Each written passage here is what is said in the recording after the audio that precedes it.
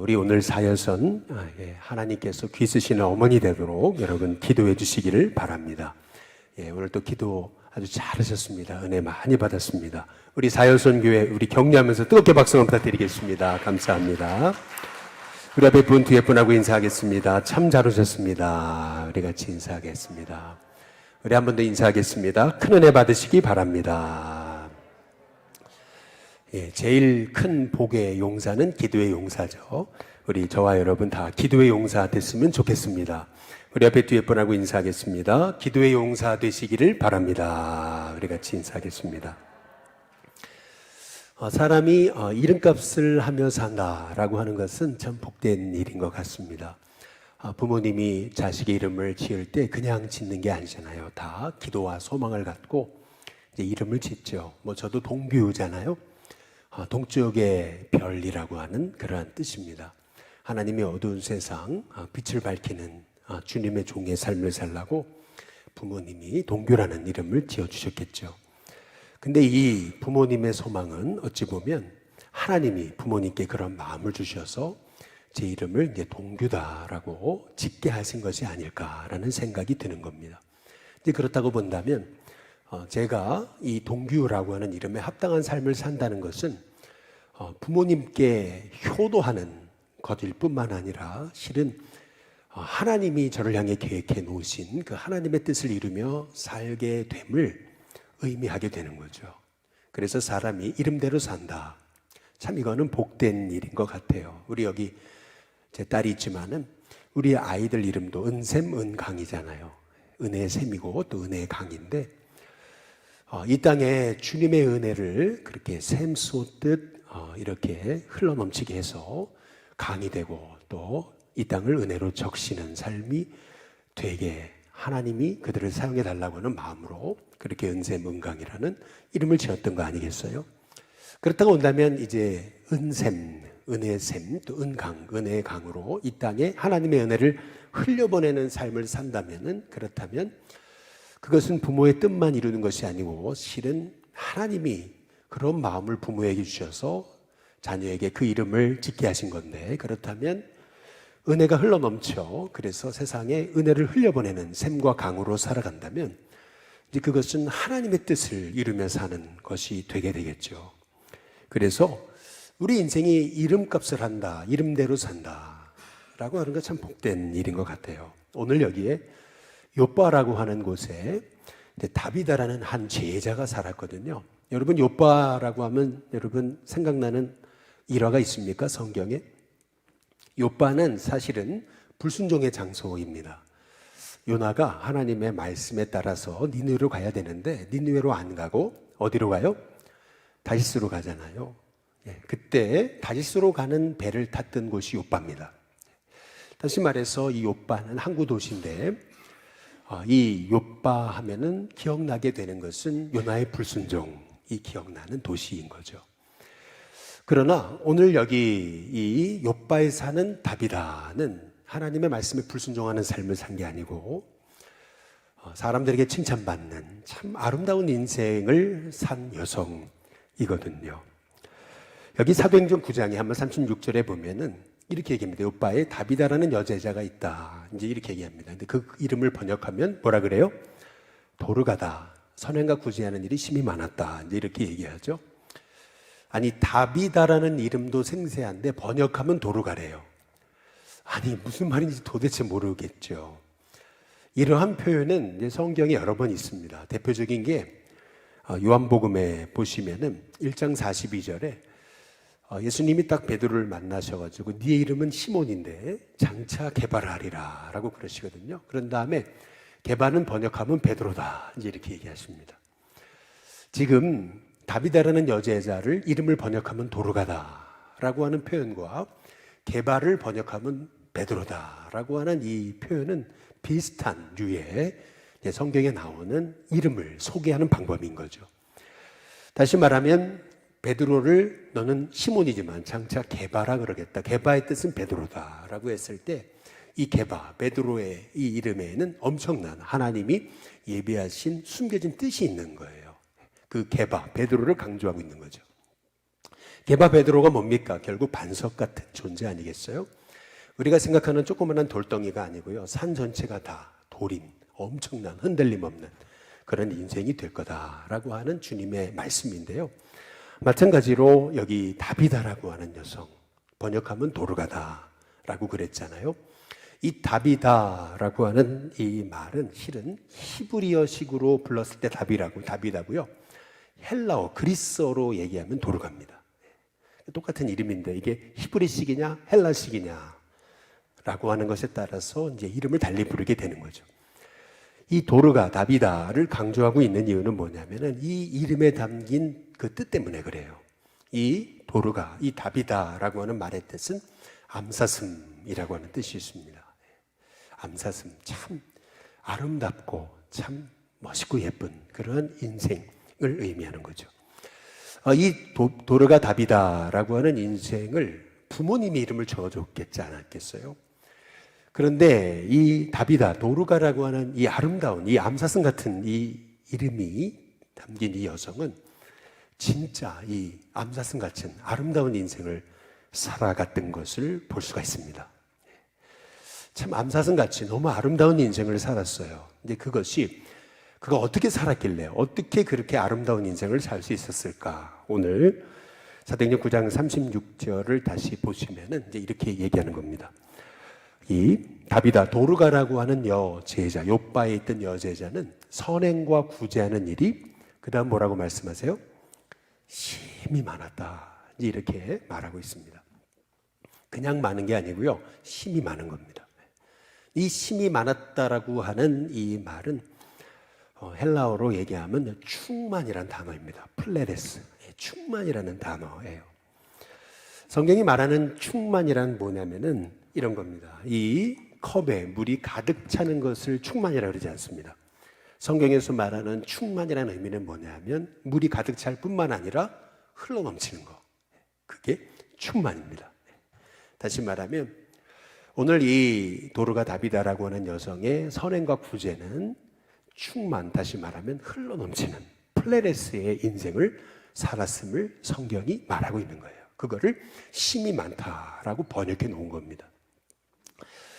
저는 저와 여러분의 인생이 하나님의 은혜가 정말 충만한 흘러넘치는 인생 될 수 있기를 주님의 이름으로 축복합니다. 여러분의 기도가 충만 흘러넘치는, 그래서 여러분 가족들을 위한 기도만이 아니고 우리 교회를 위한 또 주변 열방을 향한 기도가 흘러넘치는 그러한 은혜자들이 되시기를 주님의 이름으로 축복합니다. 말씀도 그런 거죠. 흘러넘쳐야 되는 거죠. 사랑도 흘러넘쳐야 되는 거고요. 감사도 흘러넘치는 겁니다. 이게 충만입니다. 이게 플레레스의 축복입니다. 저와 여러분에게 이런 다비다, 도르가와 같은 아름다운 인생을 살아가려면은 우리 인생에 이렇게 흘러넘치는 하나님의 은혜, 흘러넘치는 감사, 흘러넘치는 말씀의 은혜, 흘러넘치는 예배의 축복, 흘러넘치는 믿음의 축복이 저와 여러분 가운데 있게 될 수 있기를 주님의 이름으로 축복합니다. 한번 옆에 분한테 인사해 보겠습니다. 플레레스의 축복이 있게 되시길 바랍니다. 우리 한번 인사해 보겠습니다. 여러분, 이 다비다가 이렇게 암사슴같이 이름값을 할 수 있었던 원인은 어디 있냐면 하나님의 은혜가 흘러넘쳤기 때문에 그래요. 그렇기 때문에 선행과 구제가 흘러넘친 거죠. 그래서 어찌 본다면 우리 일신교회도 더 섬김과 또 나눔과 또 구제와 또 선행의 사역이 우리 일신교회 안에 흘러넘쳐야 된다고 저는 분명히 믿습니다. 흘러넘칠 때 저는 이 사회가 우리 교회를 바라볼 때 암사슴 같은 아름다운 교회로 하나님께 칭찬받는 교회가 될 줄로 믿습니다.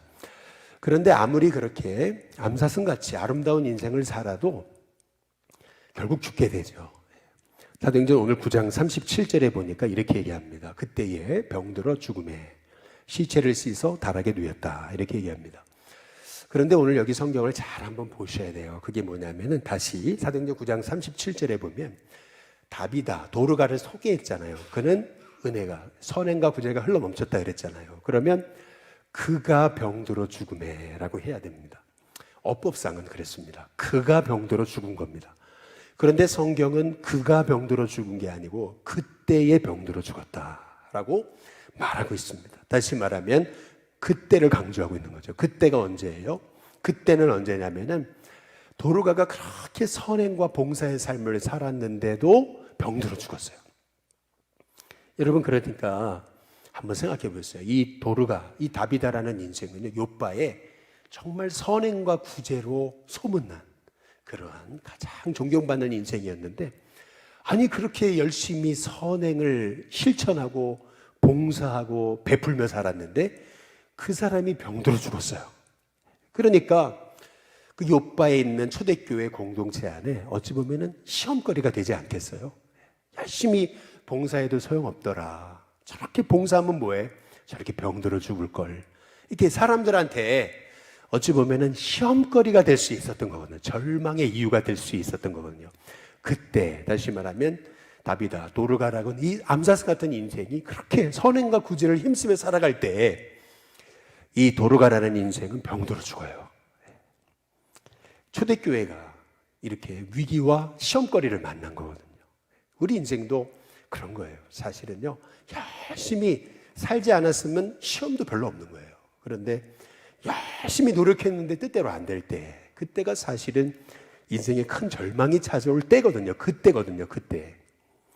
그런데 오늘 사도행전 9장 37절에 보면은 이렇게 얘기하거든요. 다시 띄워줘 보시면요, 그때 시험이 될 만한 그 시험거리가 생겼을 때, 그 다비다가 죽었을 때, 그렇게 교회에서 봉사 열심히 하던, 그렇게 나누고 베풀던 그 여성이, 대표적인 믿음의 여성이 병들어 죽었어요. 그러니까 교회에 얼마나 시험거리가 됐을까요? 그런데요, 그 다음 구절이 뭔가 미완성이에요. 뭐냐면 그 다비다의 시체를 씻어가지고 사람들이 얻다가 놨어요. 다락방에 놔요. 다락방에. 여러분, 그 유대의 장례법은 뭐냐면요, 사람이 죽으면요 씻고 나서 염을 해야죠. 염을. 다시 말하면 소위 향유를 발라야 돼요. 그리고 나서 옥상에 놓지 않습니다. 다락방에 놓지 않아요.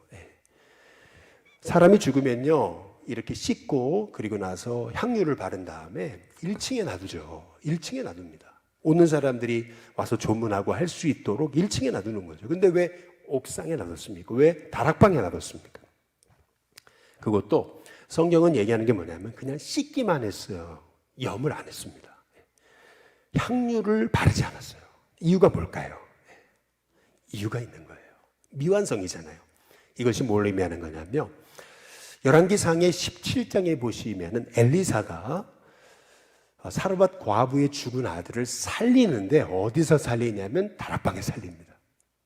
그리고 열왕기하 4장에 보면 이번엔 엘리야의 제자 엘리사가 수넴 여인의 죽은 아들을 어디서 살리냐면 다락방에서 살려요.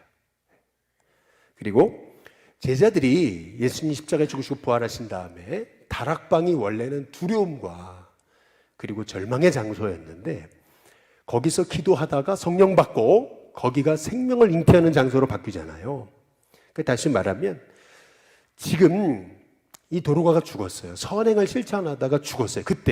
그때거든요. 절망이 가득할 수 있는 그때.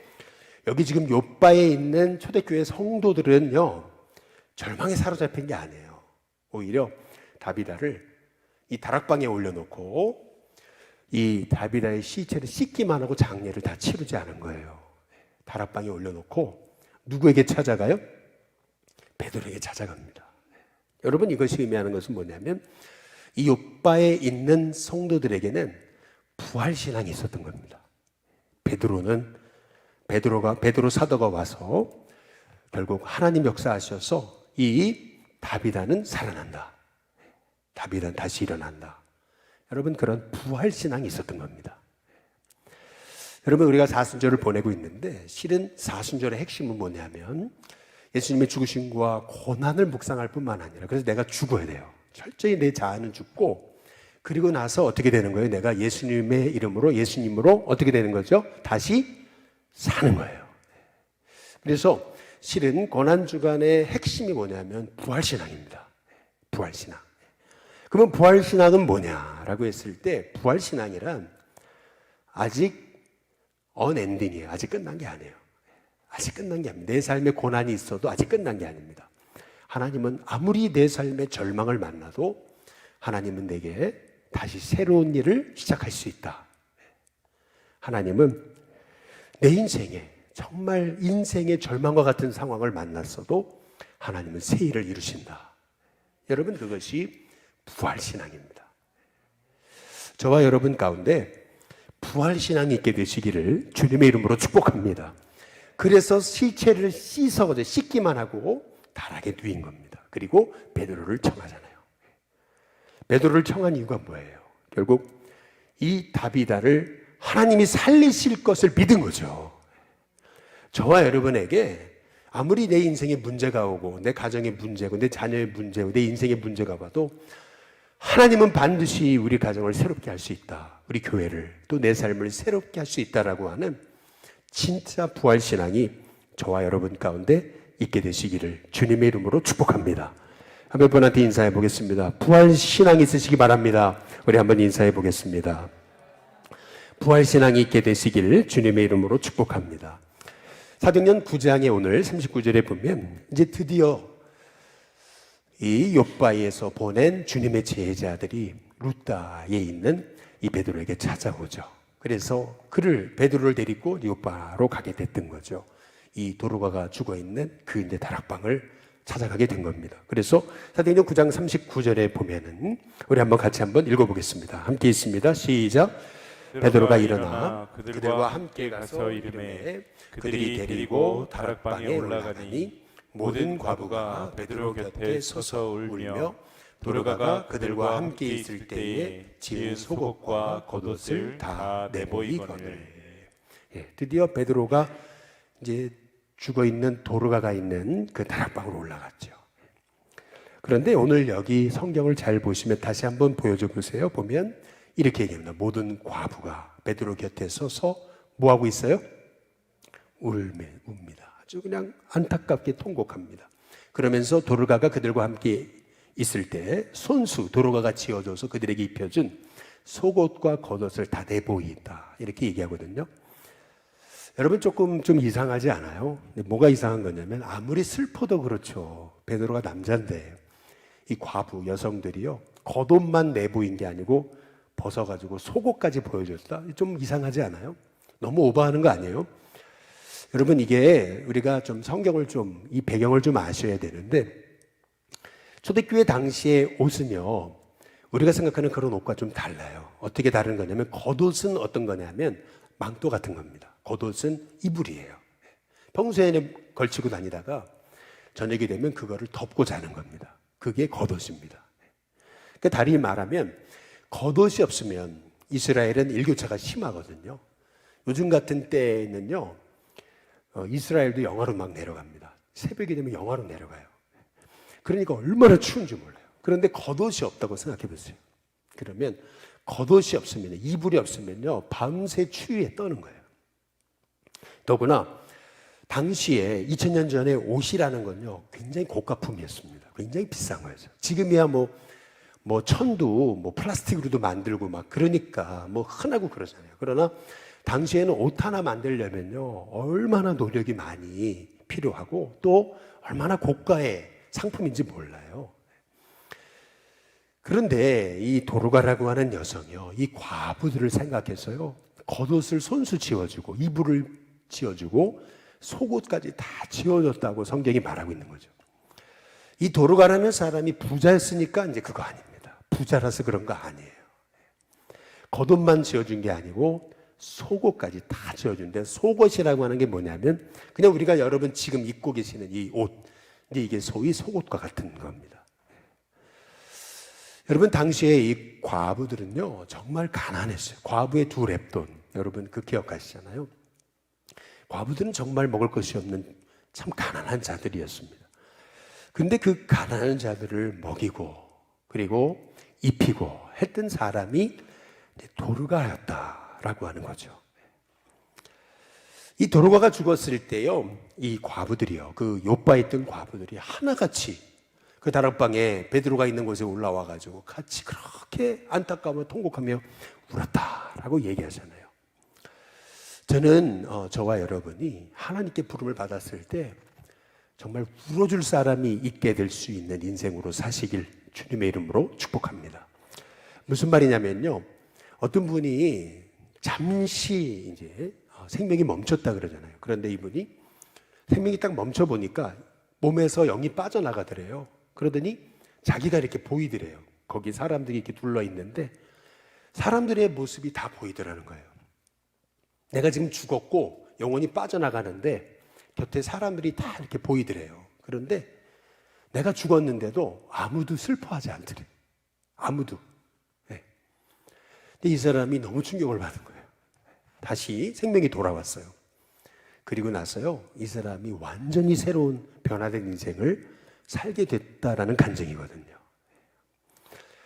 내가 죽었을 때 정말 나를 위해 그렇게 안타깝게 울어줄 사람이 있다라는 것은 그만큼 내가 참 잘 살았다는 얘기가 아니겠어요.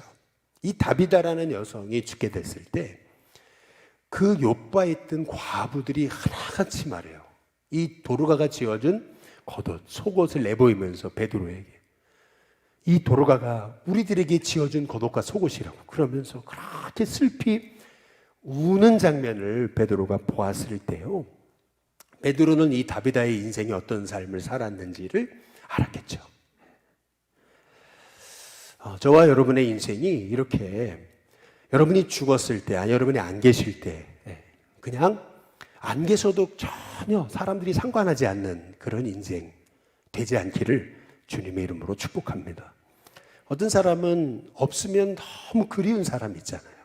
그분이 안 계시면은 너무 공동체가 텅 빈 것 같은, 여러분 그런 사람이 이 다비다의 인생이 아니었을까라고 하는 생각을 갖게 되는 거거든요. 저는 이 다비다를 묵상하다가 우리 일신교회 옛날에 그 수산나회를 생각하게 됐어요. 우리 마가다락방에 옛날에 거기 있었죠. 마가다락방에 이제 오르간, 요거보다 작은 오르간이 있었잖아요. 근데 그 오르간을요, 버리지 않았습니다. 근데 버리지 않은 이유 중에 하나는 제 여기 목양실 안쪽에 이렇게 잘 이렇게 해놨어요. 근데 그 이유는 뭐냐면은 그 옆에 보면은 수산나회라고 이렇게 하얗게 써 있어요. 글씨가. 손으로 직접 쓴 글씨예요. 수산나회라고. 얘기를 들어보니까 그렇더라고요. 1960년대, 70년대. 참 우리나라가 어려울 시절 지방에서 많은 사람이 남대문으로 올라왔잖아요. 기거할 곳도 없이 그렇게 가난하게 살 때 우리 일신교회 수산나회, 여선교회 수산나회에서 그 어려운 사람들 그렇게 돌봐주고 입혀주고 먹여주고 장학금 주고 이제 그러면서요, 그렇게 이 지역을 섬길 뿐만 아니라 또 이렇게 손수 옷도 짓고 팔고 그러셔가지고 돈을 모아서 이 오르간을 이제 헌물을 하셨던 거죠. 그래서 수산나회라고 거기 이렇게 써놓은 그 이름이 제게는 그걸 보면은 옛날에 우리 일신교회 성도님, 여선교회 여자분들이 참 도르가처럼 살으셨구나, 다비다처럼 사셨구나, 이렇게 암사슴처럼 이 남대문, 이 소외된 이 땅에 정말 아름다운 그런 선행과 구제가 심이 많은 그런 흘러넘치는 플레레스의 삶을 사셨구나, 이제 이런 생각을 이제 해보게 되면서, 그러면서 나중에 이제 우리 교회에 좀 이렇게 좀 역사 기념관 같은 걸 만들면 꼭 이렇게 해놓으려고 이렇게 생각하면서 잘 보관을 해 이제 놨던 거예요. 근데 저는 이번에 우리가 이제 4월 달에 중보기도 하시는 분들 조금 섬겨드리려고 제주도 기도순례, 성지순례를 가게 되는데 지난 화요일과 수요일 날 답사를 갔다 왔어요. 그런데 답사를 이제 가게 됐는데 갔더니 한 교회에 가보니까요, 거기에 서서평이라고 하는 그러한 여간호사, 선교사에 대한 얘기가 나와요. 그 교회하고 관계가 있다고 이렇게 얘기를 이제 하시는 거예요. 어떻게 관계가 있나? 이렇게 해서 찾아보니까 이 서서평이라고 하는 분이 제주도까지 와가지고 선교를 했던 거예요.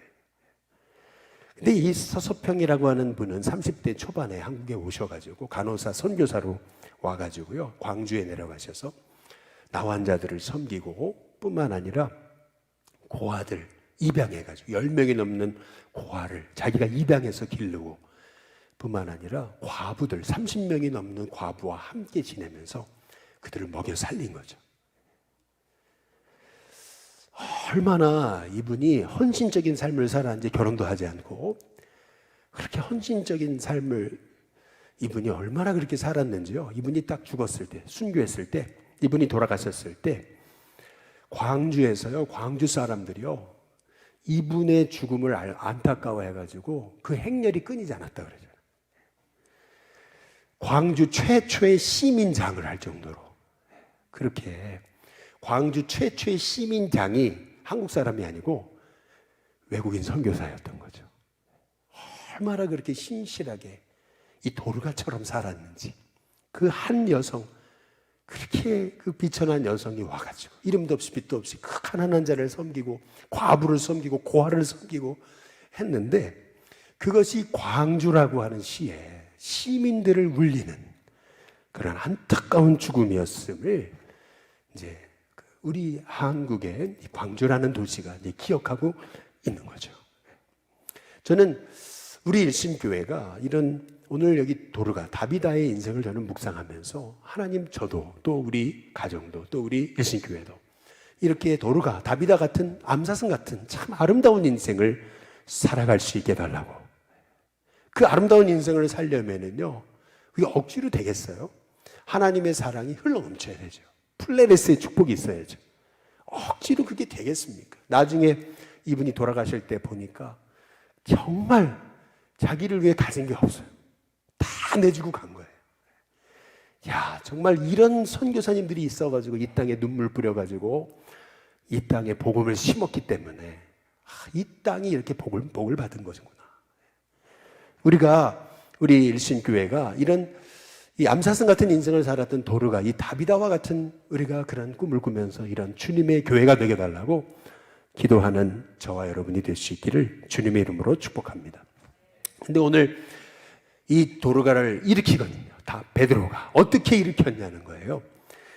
사도행전 9장 40절에 보면 이렇게 얘기합니다. 베드로가 사람을 어떻게 했다고요? 다 내보냈어요. 다 내보내고요, 무릎을 꿇었어요. 그 과부들, 성도들 다 내보내고요, 혼자 이 도르가 앞에 어떻게 했어요? 무릎을 꿇고 기도했다 그랬어요. 그리고 돌이켜 시체를 향해서 다비다야 일어나라 선포합니다. 그랬더니 그가 눈을 팍 뜨더니 베드로 보고 일어났다, 앉았다고 성경이 말하고 있습니다. 여기서 우리가 주목해 봐야 되는 것은 뭐냐면, 베드로가 왜 다 내보냈을까요? 어차피 살릴 거 알았으면은 다 보라고, 어떻게 일어나는지 보라고 해가지고 다 그냥 그대로 앉아 있으라고 하면 될 거를 왜 다 내보냈겠습니까? 이유가 있겠죠. 먼저 첫 번째는 뭐냐면, 그곳에 거기 모여있던, 다락방에 모여있던 사람들 중에는 다비다가 일어날 것을 믿는 부활신앙을 가진 사람도 있었지만, 반면에 다비다가 일어날 것을 생각지도 않고 오히려 비웃는 그런 불신앙의 사람도 있었음을 성경이 말하고 있는 겁니다. 그러니까 일단은 하나님이 역사하시려면 불신앙을 통해 역사할 수 없는 거예요. 그러니까 다 내보냅니다. 다 내보내고, 하나님의 기적은 믿는 사람을 통해 일어난다는 사실을 믿으시기를 주님의 이름으로 축복합니다. 두 번째, 왜 다 내보냈을까 생각을 해보니까, 오늘 여기 성경에 보니까 베드로가 무릎을 꿇고 그랬잖아요. 이 다비다의 시체 앞에 무릎을 꿇었다 그랬어요. 우리가 여기서 기억해야 되는 건 뭐냐면은, 이스라엘의 문화는 우리 문화가 아닙니다. 우리는 마루 문화잖아요. 그냥 무릎 꿇으면 되잖아요. 지금 뭐 여기는 다 신발 신고 들어오셨잖아요. 그러나 마가다락방 같은 데서 무릎 꿇는 건 어려운 건 아니죠. 그러나 우리가 여기서 무릎을 꿇는다, 본당 지금 신발 신고 들어왔는데 여기서 무릎 꿇는다는 건 좀 얘기가 다른 얘기잖아요. 근데 마찬가지로 베드로가 무릎을 꿇었다는 것은 이 무릎, 여기 마루 문화가 아닙니다. 다 신발 신고 들어오는 거거든요. 거기서 무릎을 꿇었다라고 하는 의미는 뭐냐면, 그만큼 하나님의 도우심을 간구하면서 간절히 기도했음을 성경이 말하고 있는 겁니다. 하나님의 기적은 항상 간절히 하나님만 의지하고 기도하는 사람, 무릎을 꿇었다는 의미가 하나님 앞에 간절하게 엎드렸음을 성경이 말하고 있는 거예요. 하나님의 기적은 이와 같이 정말 하나님만을 바라보고 불신앙에 떠나서 믿음으로 간절히 기도하는 하나님의 사람에게 주시는 축복임을 믿으시기를 주님의 이름으로 축복합니다. 그런데 여기 잘 보세요. 베드로가 사람을 다 내보내고 무릎을 꿇고 간절히 기도했잖아요. 그러면 하나님 일으켜 주셔야 되는 거 아니에요? 그러나 오늘 여기 성경을 보면은 뭐라고 얘기하냐면은 베드로가 얘기합니다. 시체를 향해서 돌이켜 시체를 향해서 말합니다. 다비다야 일어나라 선포하잖아요. 여기서 알 수 있는 게 뭐죠? 여기서 알 수 있는 건 뭐냐면 우리가요 믿음을 갖고 기도해도요 그 다음에 우리가 믿음으로 선포하는 건 더 중요하다는 얘기입니다. 기도했으니까 하나님 일으켜 주시겠지, 기도했으니까 뭐 문제가 풀려지겠지, 아니에요. 여러분 기도했어요? 믿음을 가졌어요? 그러면 이제는 입술을 가지고 믿음으로 선포하라는 얘기입니다. 믿음으로 말해야 된다는 겁니다. 돌이켜 다비다를 향해서 뭐라 그랬어요? 다비다야 일어나라 선포하잖아요. 선포하니까 그때 다비다의 눈이 딱 떠진 겁니다. 그리고 다비다가 일어나 앉은 거죠. 오늘 성경이 강조하고 있는 것은 뭐냐면은 먼저는 사람들이 그 안에도 불신앙을 가진 사람들이 있었어요. 그러니까 다 내보낸 거예요. 누구는 안 보내고 누구는 있으라고 그럴 수 없으니까 다 내보냈어요. 그리고 하나님 앞에 독대하면서 엎드려서 간절히 무릎을 꿇고 기도하는 거죠. 하나님 다비다를 살려달라고. 그리고 나서 거기서 끝난 게 아니에요. 다비다야 일어나라 선포하죠. 마찬가지죠. 저와 여러분에게도 믿음을 갖고 기도했어요. 그러면 이제는 입술을 가지고 믿음으로 선포하시길 주님의 이름으로 축복합니다. 믿음으로 선포해야 됩니다. 하나님 우리 일신교회를 축복하실 줄로 믿습니다. 선포해야죠. 여러분의 가정과 자녀, 인생을 향하여 하나님이 내 인생을 쓰실 것이다 선포해야죠. 그렇죠? 안 된다, 힘들다, 죽겠다, 미치겠다가 아니고 된다, 하나님 하신다 입술로 선포해야죠. 그럴 때 하나님께서 저와 여러분 가운데 일하시는 은혜가 있게 될 줄로 믿습니다. 선포해야 됩니다. 선포하시기를 바랍니다. 옆에 분한테 인사해 보겠습니다. 선포하시기 바랍니다. 한번 인사해 보겠습니다. 마지막으로 오늘 여기 말씀을 잘 보시면은 이제 끝난 것 같아. 이러고 나서 끝나야지 얘기가. 성경이 끝나야 돼요. 다비다가 일어났잖아요. 앉았잖아요. 끝났잖아요. 그런데 여기서 끝나지 않아요. 성경은요. 한 구절이 더 있어요. 그게 뭐냐면은 사도행전 9장 41절에 보니까 뭐라 그러죠? 같이 한번 읽어보겠습니다. 함께 있습니다. 시작. 베드로가 손을 내밀어 그 다음 뭐예요? 일으키고 성도들과 과부들을 불러들여 그가 살아난 것을 보이니. 여기 보면 다비다는 눈을 뜨고 일어나 앉았어요. 그렇죠? 그런데 성경은 뭘 강조하냐면 베드로가 손을 내밀어서 다비다를 일으켰음을 성경이 강조하고 있습니다. 이미 살아났어요. 눈 떴어요. 앉았어요. 그럼 되잖아요. 그런데 일으킨 거를 강조하고 있습니다. 일으킨 거를요. 네가 스스로 일어나 그러지 않았습니다. 베드로가 손을 내면서 일으켜줬습니다. 마찬가지죠. 우리에게도 구원받아가지고 하나님 자녀가 됐어요. 그럼에도 불구하고 스스로 못 일어나는 사람이 너무 많은 거예요. 스스로 못 일어나는 사람이. 구원은 받았어요. 하나님 자녀는 됐어요. 하나님의 기적도 봤어요. 그러나 스스로 못 일어나는 영혼이 너무 많아요. 하나님은 우리가 손 내밀어서 그 영혼을 일으키라고 말씀하고 계십니다. 저와 여러분의 사명이 무엇이겠습니까? 믿음으로 선포하고 기도하고 믿음으로 사는 것만이 아닙니다. 이제는 영적으로 주저앉아 앉은뱅이 같은 영혼들을 손 내밀어 일으키는 겁니다. 그것이 우리의 사명이죠. 그것이 바로 교사로서 아이들을 말씀으로 이렇게 세우는 거고 또 이 땅에 낙심하고 절망한 영혼에게 찾아가서 복음으로 이들을 이렇게 세우는 것이고 저와 여러분에게 이렇게 앉아서 주저앉아 있는 영혼들을 이렇게 세우는 그러한 주님의 종의 역할을 감당하는 저와 여러분이 될 수 있기를 주님의 이름으로 축복합니다. 이제 그 영상 하나만 보고요. 아까 설명드린 우리 서서평 우리 영상을 잠깐 보시고 이제 함께 기도하도록 하겠습니다.